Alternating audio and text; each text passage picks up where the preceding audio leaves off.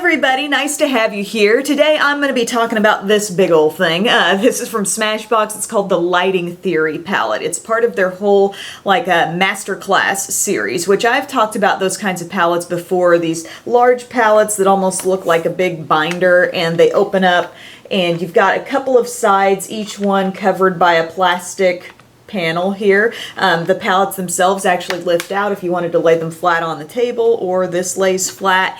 And then generally these palettes are accompanied by little handouts, like these instructional sheets that can help you figure out exactly how to use everything. But if you've been with my channel for a while, you know I've had pretty good things to say about Smashbox's Photo Op eyeshadow formula, which tends to be contained in these kinds of palettes, and also just, you know, the masterclass idea in general. I have really enjoyed these kinds of products, so when I saw that not too long ago this became available on Sephora's website, $65, so you know it's not a cheap product, but there is a lot packed in here. I thought maybe my viewers will be curious as to what I think about this. So basically with this Lighting Theory palette, you've got half of the palette devoted to cream face products, and then over here you've got all powders, your 3 powder blushes at the bottom, and then a bunch of eyeshadows. Now I've only had this palette and been working with this palette for about a month, so I can't really say exactly how long these creams are going to stay fresh and creamy and wonderful, but I can say that I have had other Smashbox palettes that have contained creams that are very, very old. I'm thinking back to that red palette that came out on QVC, and I've kept that not really for use, but just to have, because I love that palette so much. It was one of the best makeup releases of all time. That thing contains so much stuff in one, and it did have creams, and some of those creams are still creamy. So I do think Smashbox understands how to put a product in these palettes that is going to have some longevity for you and stay creamy. But anyway, the creams that are in here are 4 color correctors, a contour, bronze, and highlight shade that are all creams, and then you've got 3 different tones of cream highlights. Like I said, over here, 3 powder blushes across the bottom and 16 eyeshadows that are in the Photo Op formula. Even though, I mean, this seems to be the least amount of shadows in a masterclass palette that I've seen. Normally they're kind of split side to side in some form or fashion, but I absolutely love the color selection that ended up in this one. You know, plenty of mattes in all of the tones where you really want mattes. You know, your matte black, your matte dark brown. You've also got a full row of matte basics right across the top, and you know, this nice matte cool gray down below it, and then fun shimmers, a couple pops of what I find to be very wearable, easy color, so I think that's cool. But one thing overall I think you got to ask yourself about this palette is, am I going to use it actually? Because while I think this is an awesome quality palette, and I have tons of good things to say about the different formulas, the way they apply, all this and that, if you're one who says, I'm just not going to use the color correctors because I'm not into that, or I don't do cream contouring, or I'm never into cream highlighting, if you go more for powders with your contour and highlight, and you don't think you'll use that whole chunk of the palette, I mean, that's a lot of the palette going unused, and it may not be worth the $65 to you. The 2 things that will get the least use from me out of this palette will be the lavender and the green color correctors. It's not that they're not, you know, a workable formula or something I could, you know, blend with other shades to deepen up or change the tone of. I could still make them work if I absolutely needed to use them,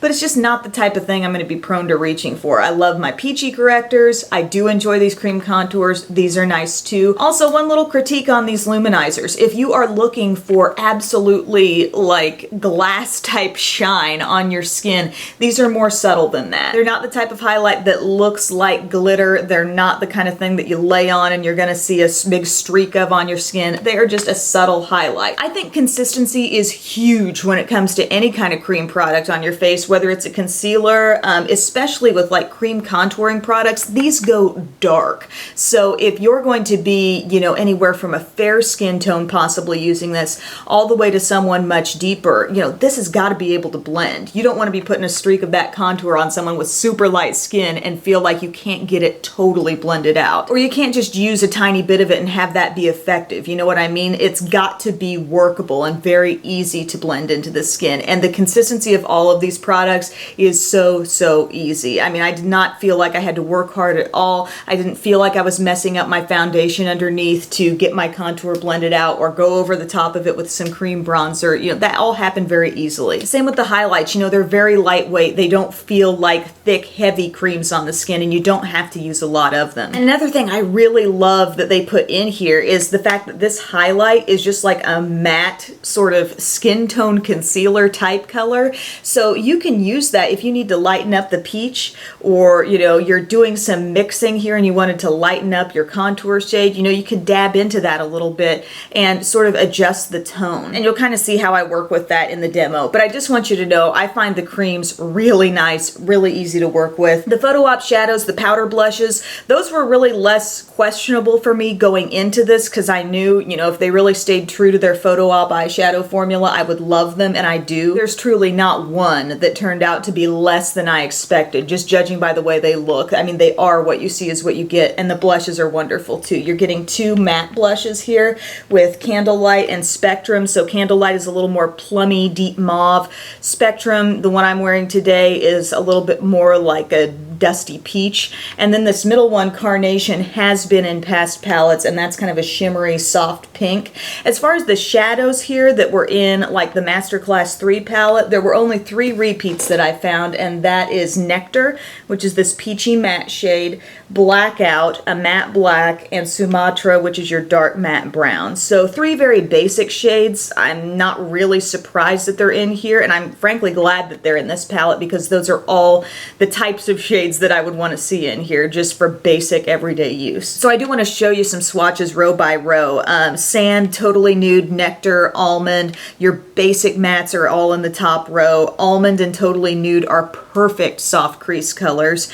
Then in the next row you've got Truffle, which is a nice cool matte shade. Light Wave seems like a mix of rose gold and taupe. It's so pretty. Sunrise is a great gold. Sunlight, that pretty peach. Next row you've got Optics, this kind of like dirty taupey bronze. Metallic Violet, gorgeous. Metallic Bronze is beautiful. Metallic Brick, this nice deep copper.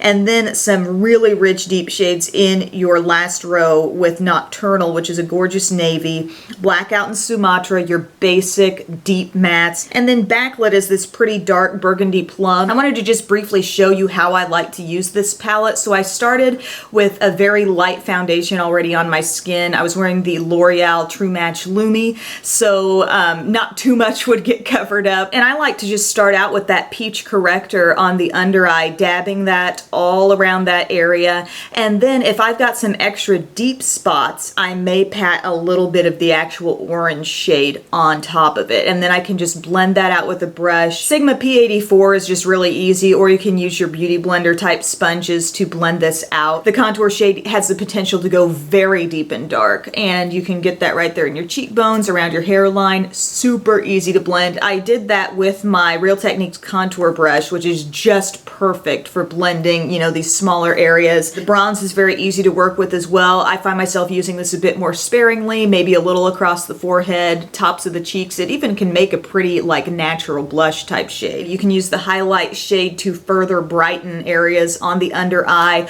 or like I said, use that as a mixer shade. Customize the peach or the orange or whatever you're using to lighten it up. The consistency of these creams is not cream to powder, and I do like that. It's a nice sweet spot of having creamy products that are rich, pigmented, easy to blend. They don't come off looking dry on the skin, but they're not too goopy. But at least for me, I think they can stand to be set with a little bit of powder. So I will go on the under eye. You can bake that area if you want to. You can do a little dusting of powder all over the skin if you like to do that. Or if you like to keep powder out of your look entirely, you know, you be the judge. I'm just kind of showing you the way this works into my life here. But moving right over to the powders, I use Spectrum today, which I think is an interesting shade. If you're questioning like what blush should I wear with this look, that blush I think would work with any look. And then if I'm going to use a cream highlight, I like to top off at this point with that type of product. So I chose Luminous Gold. That's probably my favorite of the highlights, and use my small stipple brush, just dab that right on top of the cheeks. Could not be easier to work with. You could definitely use your fingers with these two. They blend so easily. And then I just wanted to take you guys through this eye look as well, just to give you a little idea of how these apply. I put on my Milani eyeshadow primer. And then I use this Totally Nude shade, which I love for the softest of soft crease colors. It's beautiful in there. And I like kind of doing that step because when I go in then with anything darker in the crease, it just blends more easily. I applied Nectar, a really, really soft peach shade, as my highlight up under the brow. I patted Sunlight all over the lid, beautiful peachy shade, love. And then I took Metallic Violet, also with the small shadow brush, and patted that on the outer corner of the eye and up into the crease. This is kind of throwing back to my Bare Minerals Happy Place quad. Love the combo of peach and plum, and I love that that's in this palette. I also smudged a little bit of the Metallic Violet on the lower lash line, and I love this look. I love that particular combo of shades. I finished things off with a little nude liner in the lower inner rim, black liquid liner on the upper lash line, some mascara, some lashes, and that's the look. Like I said before, even though there's a smaller amount of eyeshadows in this collection, I really love everything that's in here. Gorgeous shades, some unique shades, some little interesting shimmery pops, but all the matte basics a person could need, truly. There are little folder areas in the front and back of this palette, so you've got color correcting explained, contouring and highlighting explained, and strobing, so where to use your ultra shimmery shades in this palette. And then you've got 4 eye tutorial type face charts that say magic hour, daylight, office hours, and nighttime. So each one of those looks very different from the next, and it does suggest different blushes to pair with those eye looks also. So I gotta give it up to Smashbox. They have created yet another very well thought out palette that I think combines so much into one. From a practical standpoint, these kind of palettes are so heavy duty. I really don't see anything breaking in them or the palette itself breaking, and there's just a lot contained into one. It can be very space saving for you when you think about what all of these things could take up space-wise if they were in individual compacts and individual palettes. I think the thing to keep in the back of your mind as I rave on and on about these things is, am I actually going to use everything that's in here? If you are, I say go for it. You're gonna love this. I truly don't think anything in here quality-wise is gonna disappoint you. But thank you guys so much for watching this review. I hope it helped you out, and I wanted to tell you also what's on my lips. I'm wearing the Burt's Bees Jumbo Stick in Niagara Overlook, so kind of a corally matte type shade, and then I topped it with this metallic gloss.